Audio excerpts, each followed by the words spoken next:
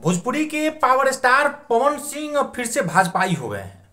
पिछले कई महीनों से इस बात की अटकलें चल रही थी कि पवन सिंह फिर से भाजपा में शामिल हो सकते हैं। और इधर जब हाल के दिनों में लगातार 2 बार मनोज तिवारी से उनकी मुलाकात हुई, तब भी इस बात की चर्चा हो रही थी कि मनोज तिवारी को ही भाजपा ने यह जिम्मा दिया है कि पवन सिंह को मना करके पार्टी में शामिल कराइए।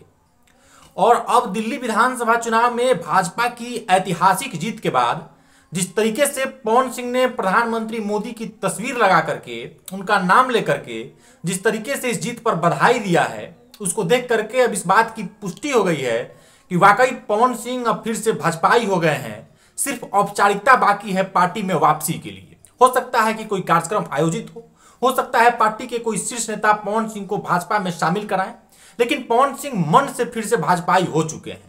लोकसभा चुनाव के बाद जिस तरीके से पवन सिंह नाराज चल रहे थे, उनका टिकट काट दिया गया, बिहार में उनको लड़ाया नहीं गया, उस टाइम से पवन सिंह लगातार नाराज चल रहे थे। और नाराजगी इतनी ज्यादा थी कि पवन सिंह पार्टी से बगावत करके चुनाव मैदान में निर्दलीय उतर गए थे। और उनके चुनाव में उतरने के कारण एनडीए को, भाजपा को उस पूरे इलाके में भारी नुकसान उठाना पड़ा था।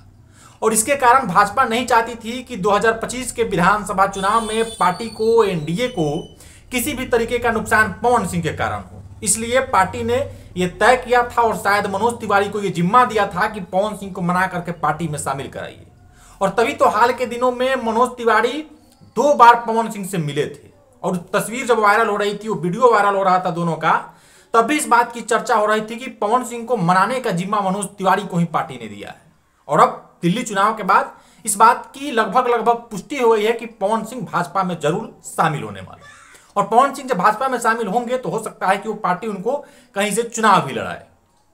वहीं दूसरी तरफ पवन सिंह की पत्नी ज्योति सिंह जो है, पिछले दिनों भी इस बात की चर्चा हो रही थी कि जब उन्होंने नीतीश कुमार की तारीफ की थी, उन्होंने नरेंद्र मोदी की तारीफ की थी, तब इस बात की चर्चा हो रही थी कि ज्योति सिंह हो सकता है कि जदयू में शामिल होकर के चुनाव लड़े। हालांकि ज्योति सिंह ने यह कहा है कि चुनाव तो लड़ना है विधानसभा, लेकिन किस पार्टी से लड़ना है, किस सीट से लड़ना है, यह अभी तय नहीं है, लेकिन चुनाव लड़ना जरूर है। और अब ज्योति सिंह की एक तस्वीर वायरल हो रही है सोशल मीडिया पर जदयू के नेता आनंद मोहन के साथ। आनंद मोहन जदयू के बड़े नेता हैं, उनके बेटा विधायक हैं, उनकी पत्नी जदयू से ही सांसद हैं और नीतीश कुमार के काफी करीबी भी हैं। तो अब इस बात की चर्चा सोशल मीडिया पर छिड़ गई है उस तस्वीर के वायरल होने के बाद कि ज्योति सिंह जो है वो जदयू के बड़े नेताओं के संपर्क में हैं और जल्द ही पार्टी में शामिल हो जाएंगी। और जदयू में अगर ज्योति सिंह शामिल हो जाती हैं तो निश्चित रूप से टिकट के शर्त पर ही शामिल होंगी। तो आप ये तय मानिए कि पवन सिंह भाजपा में शामिल होने जा रहे हैं और उनकी पत्नी ज्योति सिंह जदयू में शामिल होने जा रही हैं।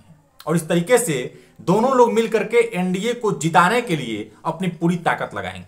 और पवन सिंह की ताकत क्या है, ये पिछले लोकसभा चुनाव में दिखा जब उन्होंने पूरे 4-5 सीटों पर एनडीए को नुकसान पहुंचा दिया था। और खुद जिस काराकाट से पवन सिंह चुनाव लड़ रहे थे, वहां दूसरे नंबर पर रहे थे और एनडीए के प्रत्याशी उपेंद्र कुशवाहा को तीसरे नंबर पर पहुंचा दिए थे। और अब ये दोनों पति पत्नी जब एनडीए के हिस्सा हो जाएंगे और चुनावी मैदान में उतरेंगे तो चुनाव बड़ा रोचक होगा और निश्चित रूप से इससे एनडीए को फायदा भी होगा। तो अब देखने वाली बात होगी कि पवन सिंह भाजपा में औपचारिक रूप से कब शामिल होते हैं और ज्योति सिंह जदयू कब ज्वाइन करती हैं और दोनों किस विधानसभा सीट से चुनाव लड़ते हैं।